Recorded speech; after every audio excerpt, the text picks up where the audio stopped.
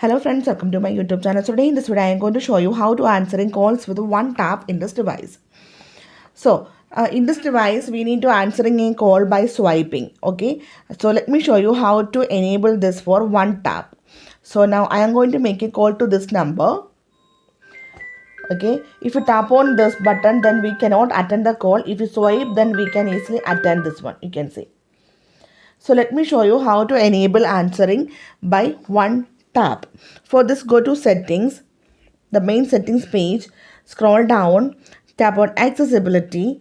Now here you can see the option interaction and dexterity. Tap on this one, tap on assistant menu. We need to enable this option. Now you can see the assistant menu. If you don't want to view the assistant menu, then you can easily adjust the transparency. Okay, so to answering calls with the one tap, we need to turn on this option reply swipe with a single tap. So here you can see respond to alarms, alert and incoming calls by tapping instead of swiping. Now you can see I enable this option, the replay swipe with a single tap. Now I am going to make a call to this number. Okay, just make a single tap.